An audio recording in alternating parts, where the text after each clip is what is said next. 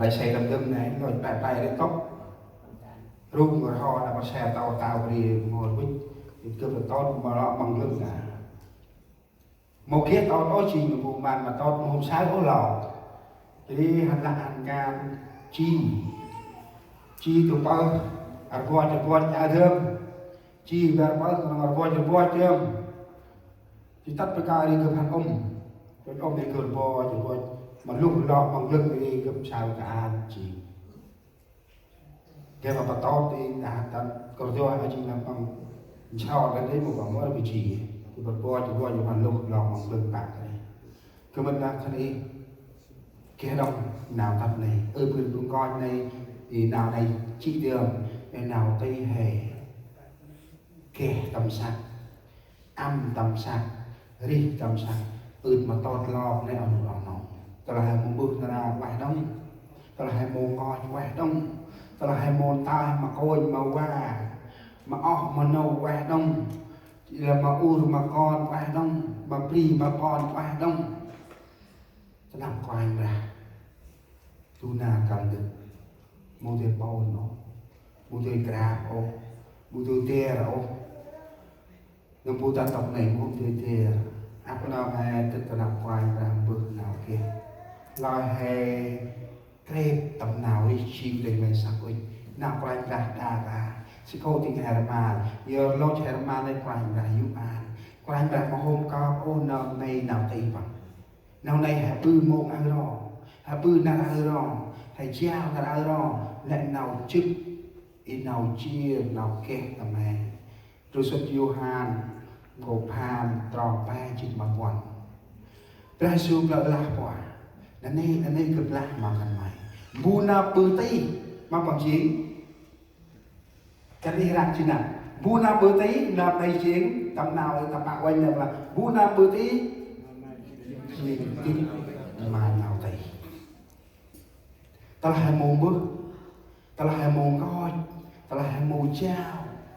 buna bự tí chiến tích mà nào tây tầm nào tầm bạc quanh là buna bự tí nơm này chiến tích mà nào tây ai chỉ nào qua anh ra nam Giêsu nam là qua anh ra Chúa Giêsu nói rằng quá thật ta nói cùng các ngươi ai phạm tội là tội mòi của tội lỗi bu na bư ti nam này chỉ tích mà nào tây ăn đó vậy ta là hai bước mà bằng chỉ đã hành rồi xuất rôm đồng của ba trong cơ sinh bè của bao trong ba sinh bè hai răng tiền ngoài về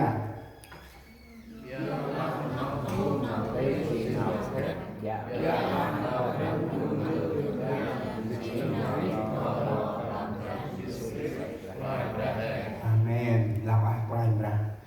tầm nào giờ là tiền công của tội lỗi là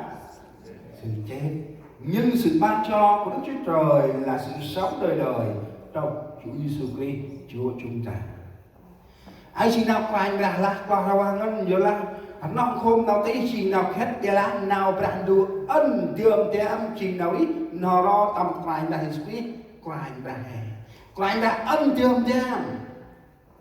nó không nào thấy mà muốn nào mong bước chi nào hết là quay ra ân thường để tầm quay ra Christ hay từ kia nào đi nó lo bằng muốn nào bước nào thấy này ngay chỉ nào quay ra ân là cho nên Chúa nói này rất là rõ ràng nhưng sự ban cho Đức Chúa Trời là sự sống khi chúng ta ăn năn. Nếu chúng ta không ăn năn thì tiền công của tội lỗi là sự chết. Nếu chúng ta ăn năn sự ban cho Đức Chúa Trời là sự sống đời đời trong Chúa Giêsu Christ Chúa chúng ta. Ai xin hay sao qua hoàng anh dan paduka ni lahe anh hay sai qua cực chỉ mồ ngả từ bè anh mang nào tay mong được cái nào mang mà cái nào ngọt hay sao nào bên ngoài là nào bây giờ là ăn năn để được gì nào vừa đó là anh mang nào tay mong được cái lo chả mà này sẽ mà chỉ đi từ kia mong được cái lo chả mà này đấy ai xin nào bằng người xin lạc mà cướp thì lại ngồi trẻ rồi xin nào bằng người nào hôn có bia chích mà phán tròn chích mà bay hè đặt chung tròn chích mà bay ngoài về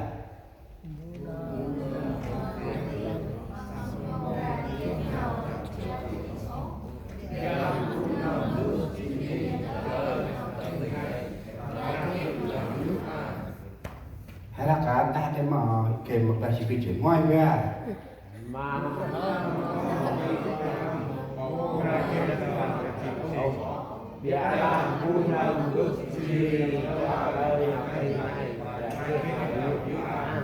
lão ai mà quay ra hầu ngân nghiêm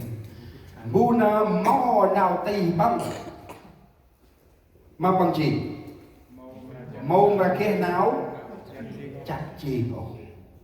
bây là bu na bước chỉ đi trả lời nào tì này mà kia não dữ à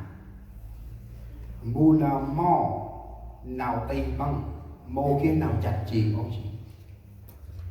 anh chị nào cả đủ người xích lạ ăn mà cướp chỉ lại ngồi trẻ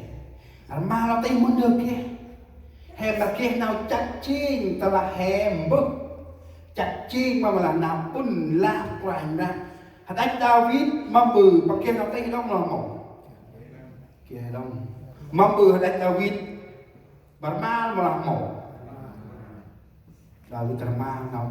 tay David mà mày xài và bảo nào kia mau lại tay văng tar cho mong chỉ Saul Pedro đó ông có đẹp vậy cái này thì chỉ đi mắc bự Ibrahim David đó đại chắc cũng phải tràn na cái ủi đi ông phải đà đi ôi Pedro đó phải lo chỉ đi mắc hàn trên nhật ở tương đi đà cả hàn bằng sau khi sai với hàn tầm lắm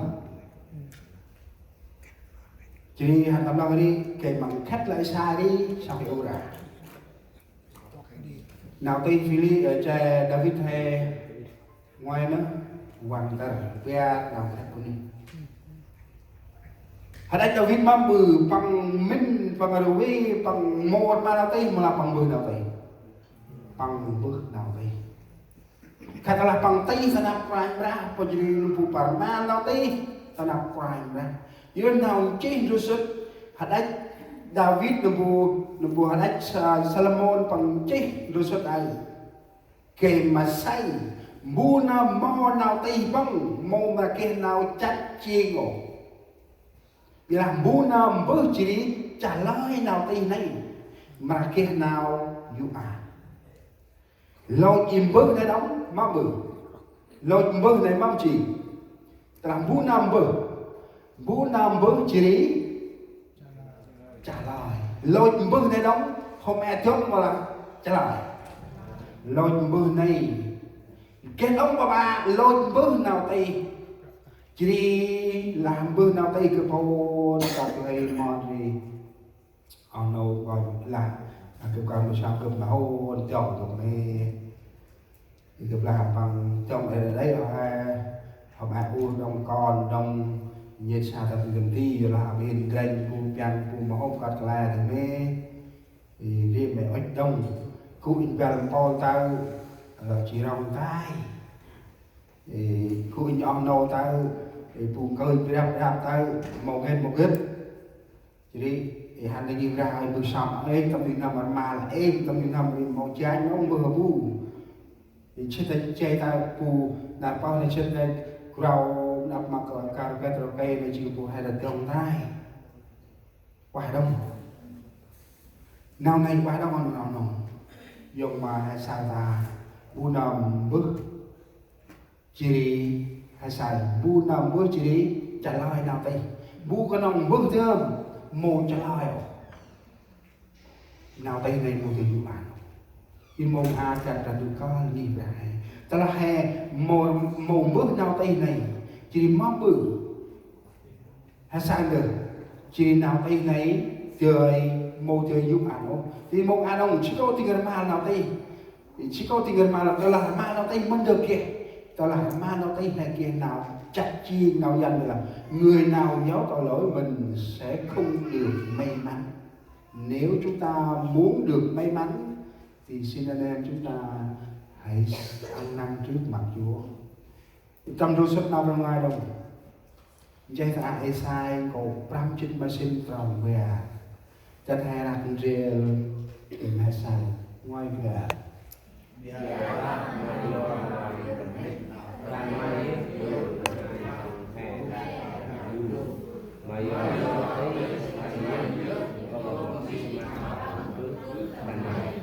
tắt băng mô hồn tăng khẩn mai đồng nay chỉ nào của anh ra là giờ mà vô nào dơ mít khẩn mày dơ bừng khác hùng hè đạp ràng đủ mà vô nào tí khẩn mày á công chi mặt bằng bước khẩn mày tất băng mô hồn tăng khẩn mày đồng tất bằng mô hồn tăng nào hay vô nào tí hè dưới chiều phù hèn khác đặt ngoài ra nó có lẽ hè che Adam Eva chỉ có tin quanh ra mồm đó bằng cúc tầm gà đen chẳng nó nói sẽ là chỉ có tin quanh ra mồm ăn cu che Adam cúc tầm gà đen do nào tay xa play do nào tay xa play riêng mà ôm Adam mong bữa xa play thì mong bữa Adam trong mày gì cũng hình cướp nè lôi như lại bằng ai lạc nào tay do mà bự pi ai gan hay có sai không bằng mà nào tay đâu mà làm một bu nam là mà nào tay tay Adam Eva một mà nào tay chi mà tầm chi nữa đấy Adam đi cướp mâu kia nào tay bằng ai xa đá thì được xa chi mà bị bằng cướp mâu kia nào tay pi đá thì được xa mỗi chỗ ở ngoài là tình bị giúp hình một câu nào mày đá nào mày tay Abna mày cho hình Abna hình khal hình Abna hình tất tại thì mày tất tại bước ngoài hình mình cả hình yang là hình giúp mày giúp giờ hình một câu nào mày nó đâu nào tay hè là má quanh ra một lần nè rồi sinh nào tầm